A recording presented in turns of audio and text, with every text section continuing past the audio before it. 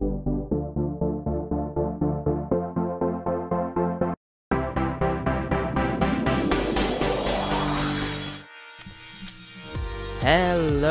boys and girls, it's Zeptrocity, and you're tuning in live to a brand new episode of Zep's Minecraft World.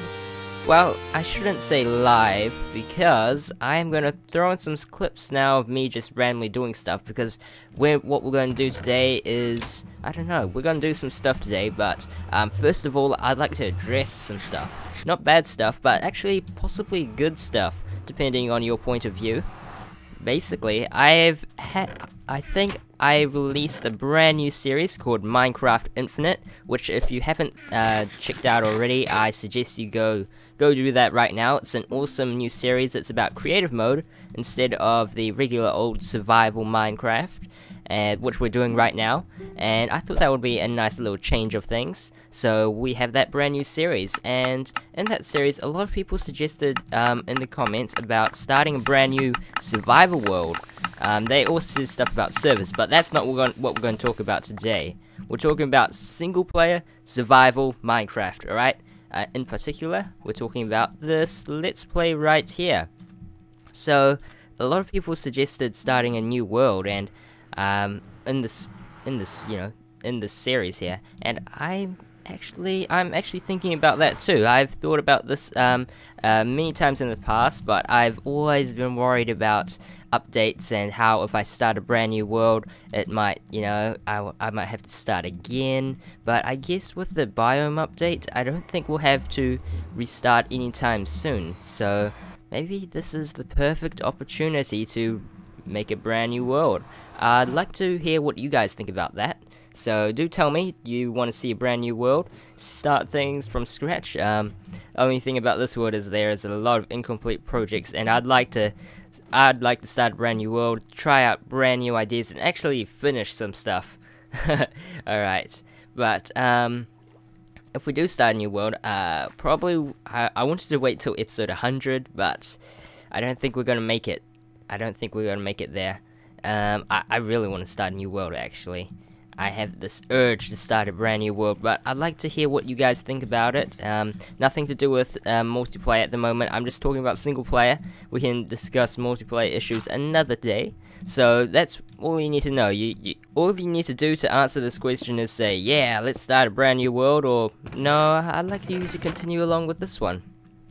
Another thing I was thinking about is continuing with this world, but start from scratch and set the spawn point somewhere else in the world.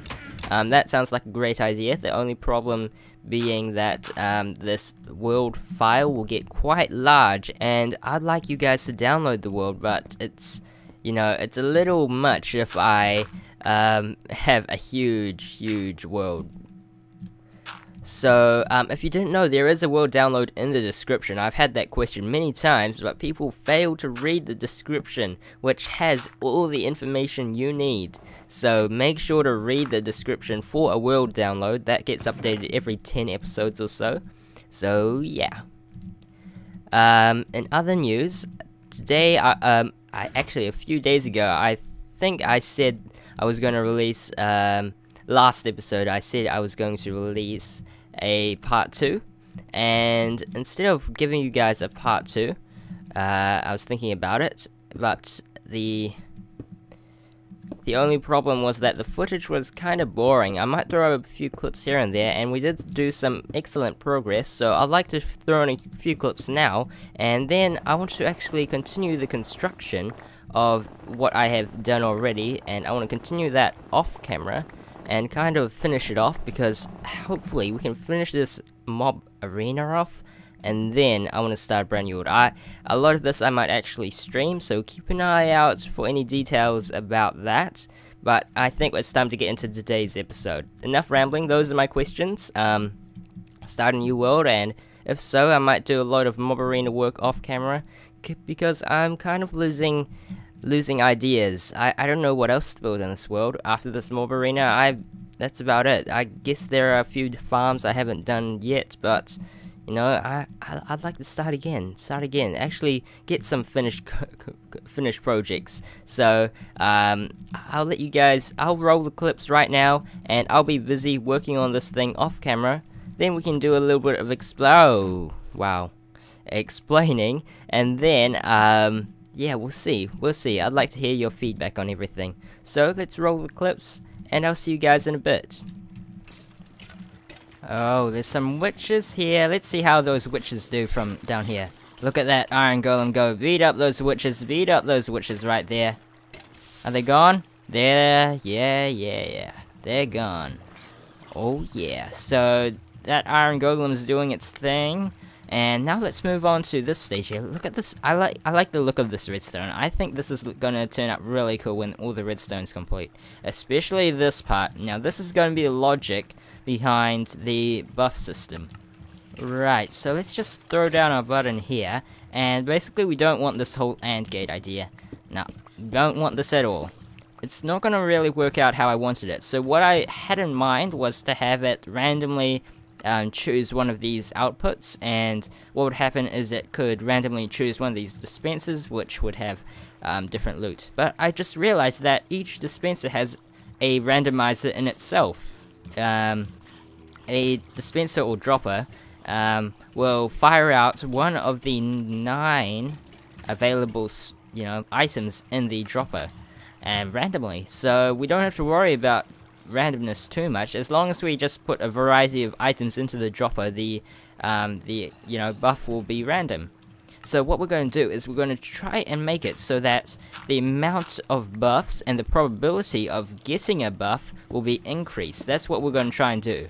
So as the game progresses, we want it to be harder by making buffs occur more often and all of that. So we want to give mobs buffs, and along with that we might even give the player some power-ups. Maybe we can, with a dropper, we could just drop some armor and stuff, which will be handed to the mobs, of course, but then the player can also receive the armor pieces too, so that's a big bonus right there. Bye bye, lever. Alright, anyways, hopper here, and basically we have kind of like a little counter. So over time with the game ticks, it will, update this timer. So we can throw in our items here. Only problem is that we gotta make sure this doesn't decide to throw all the items back. So as you can see right here, oh no! I hate these platforms sometimes. So small, very hard to explain stuff. So, with items, we're going to use this as our little trigger. So, I think the first is 1. So, as soon as there's an item in it, it will then activate the first tier of items. So, I guess how we're going to do this is by having a block here and a redstone torch. Right. Then we'll have our input, which will, I guess be just underneath. I don't think we can do that exactly though. Wait, if we just replace these with repeaters, makes life much easier. Alright, there we are. Much better. So, basically we have an AND gate right here. So this here must be off, along with this must be off to activate this. So this will just be our input. I'm making things very difficult for myself with such very tight spacing. Okay, let's just move things here now, and then if we have our input signal right underneath, which will be there. Okay, now we have something. Right, so this will be our input signal.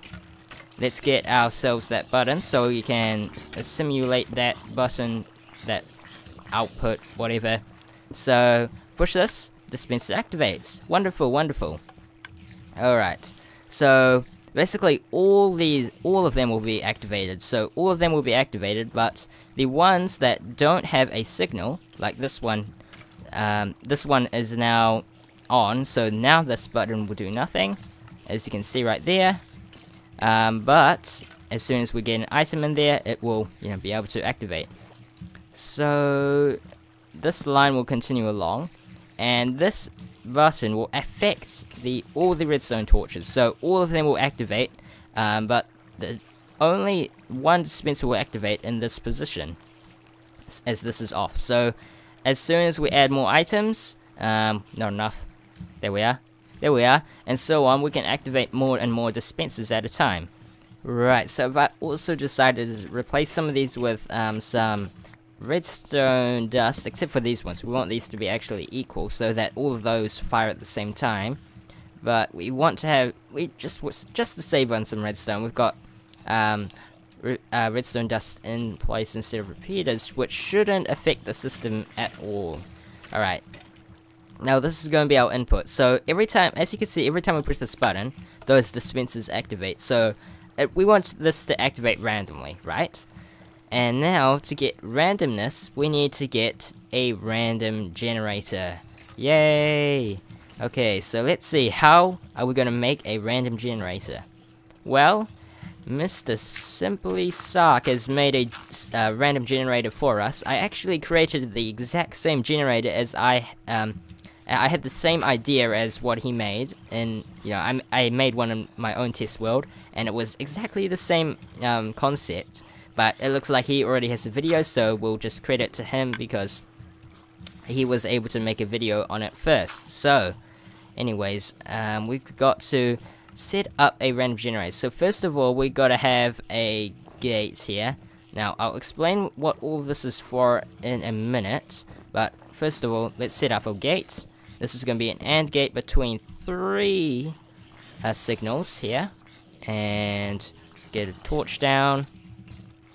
Right, so the way it works is that we have a dropper here and a hopper like so, and then we have just a comparator coming out with two redstone dust after that. This is our random number generator right here. Well, not exactly just yet. What we've got to do is get a non-stackable item. For example, we could get a door, and since I have ladders on me, we can throw in ladders too. Or I've got this wooden plank here. Let's see, what to throw out. You guys are gonna hate me for this. Bye-bye, iron. Don't worry, I've got an iron farm. It's all good, it's all good. Okay, so, door goes in, plank goes in. So now we've got 2 items here. Right. So, if we, just... okay, so we're gonna have a button here, and this is going to be a random number generator. So we all know that droppers fire things randomly. So it's going to either throw a door or wooden plank into the hopper. And if there is a wooden plank in the hopper, right, let's take these out just for demonstration purposes. If there's a wooden door in the hopper, you can see it activates this redstone torch and turning it off. And once all of these are off, then it will activate our dispensers, as you just heard right there. And then if we have our wooden plank in the hopper, it won't activate it. So right here we already have a random number generator. It will activate 1 or activate 2, and this is all random because droppers activate randomly. So we can just see right here, we got a signal of 1, we got a signal of 2 right there, another signal of 2, another 2, and another 2, and another 2. Alright, and then now we've got 1. Alright.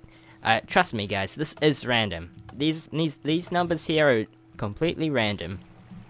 And there we go. That's a lovely tripwire action going on over there.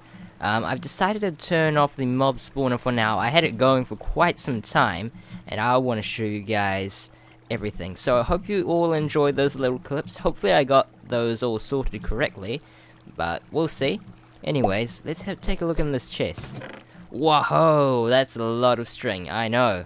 And after working on this for some time, we've collected a lot of drops. We also have some bones and arrows, and I guess that was from a spider jockey, which was interesting. I don't have the spider jockey sorted here, that's why it must have suffocated up there or something.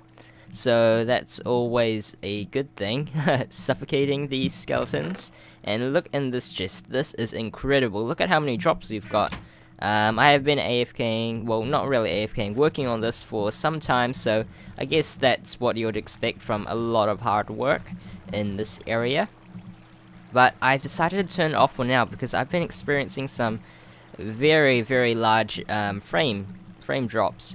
And I think JL explained a little bit about this with his new storage room design, with the new Minecraft rendering issues and stuff. It's causing areas with large amounts of redstone, like this area right here, to cause lag. If there is a clock nearby and stuff. I'm not the master at what's going on, but you should go check out that video if you would like to know more about that, and also see a cool storage room idea. Anyways, I've done a lot here, and as you can see, it is a lot of redstone, a lot of logic, a lot of crisscrossing pathways, all leading into these systems. And it's still not complete. What I want to do is hook this up to the tripwires, and I'll explain how this is all going to work in a minute. Alright, where to begin? Alright, so let's go over some of the things I hopefully already explained. So now we've removed the AND gate, and we now have this little lock here, so as soon as items get dispensed into the hopper, it's going to slowly increase, and that means we'll slowly get more and more buffs and stuff coming into the mobs. So that's always lovely. As the difficulty increases, we'll give the mobs more and more armor and weapons and stuff. And so that's controlled by this dropper here. Now all these systems are controlled by these game ticks I was talking about in early episodes, and these game ticks, so-called game ticks, are actually going to be counted by the amount of mobs that fall through. So the tripwire is going to continually count how many mobs that fall through, and as more and more mobs fall through, it's going to increase the difficulty. So over time, the difficulty will increase. So, oh no. Well, that was quite strange. Okay, just go with it. We gotta get out of here first of all. Right, so I wanted to. Oh man, get out of here! Get out of here, guy. There we are. And don't place that string there. Right, man. Today, derping up. All right. So the tripwire, I wanted to hook that up to a counter, which will basically be our little game tick idea thing, and that counter is all the way over on this side here. So here's the counter. You basically only need one, but I've got two just in case. And how it works is that every time the tripwire fires, it's going to send a pulse through here, which is going to activate the dropper, and it's going to dispense drop one snowball into the hopper, and the comparator reads that, and over time, once it fully finishes around here, it will then need to go through this, which should not be redstone dust, it should be a comparator. I have, a repeater. Alright, I'll have to replace that, but it will go through here, go through a little pulse, and then this will then activate our little system, so it will dispense one item into the hopper there for our, buff difficulty, and then we've got one going into the damage difficulty. And we've also got one going into this here, which is going to determine the probability of a buff being chosen. So that every time a mob falls through, it also activates the counter. That's the first thing it does, and it also activates this little randomizer. Hopefully I explained that.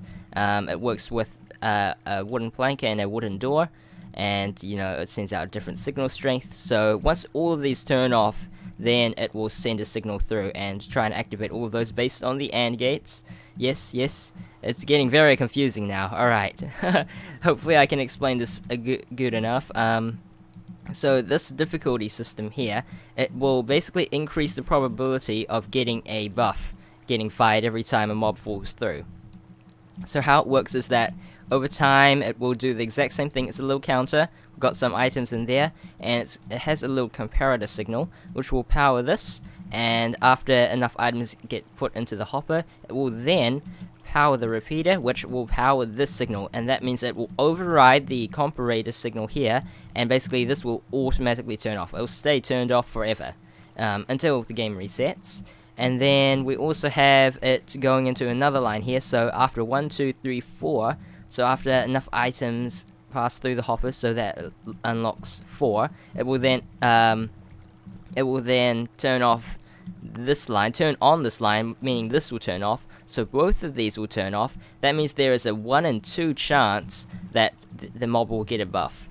So that increases it. So it starts out as 1 in 8, then goes to 1 in 4, then 1 in 2. So that's pretty cool. And hopefully I'm doing okay at explaining this. Hopefully you guys understand. There are some random lines everywhere because we need a reset system to reset the counters. And the way I've done this is with some extra redstone. Alright, man, this is a lot of redstone, and I think it looks pretty dang awesome. Look at this. Ah, it's beautiful. It looks just like a random computer or something.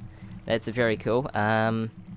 So how it works is the reset system is we have an RS-NOR latch, and basically it's turned, this torch is turned off, and that redstone dust leads into a block which has a redstone torch somewhere right there, right, and that powers the hopper. So from there we can see that the hopper will stay locked. So if we throw in an item, can we use our button signal here? That's not really gonna help. This is a very okay. Instead, what we'll do is we'll do this. So we put in an item, and it sends out a signal, and you know we get that from the counter system. You know, I talked about that before, and basically, item will stay in there because the hopper is locked. Right? You're with me? All right. And then when we reset the system, so for example, when we die, we want to set up a bed somewhere so that we stand on a pressure plate when we spawn in, and that will reset the system, and we'll have a reset coming in from here. So let's go put down a button, and this will just simulate the reset system, which will then turn off this redstone torch and trigger the RS-NOR latch. This will in turn turn this redstone torch on, meaning that the hopper will get unlocked, and then all the items will go back into itself. And then, and it will stay like this until there are no items left. As you can see right here, this is the system that detects if there are any items left.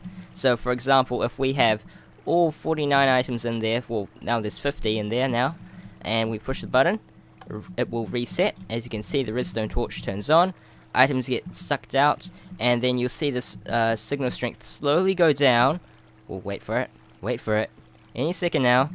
There we are, and then once it's empty, this will turn off, turning this on, and then it will reset the RS-NOR latch, as we can see right there. So it's empty, resets the RS-NOR latch, and that means it locks the hopper again, ready for another round. So that's how it all works, and I have hooked up the similar RS-NOR latch design to each one of these counter thingies, so it all works out quite nicely. And I don't know if we're gonna end it here for today. It's probably a long episode, but do leave your feedback on everything. Oh man, I love this redstone so far. Hopefully you guys understand. I might need to do a bit more explaining if you guys still don't understand. So this here also goes into our difficulty system. We'll just trigger the next dropper thingy.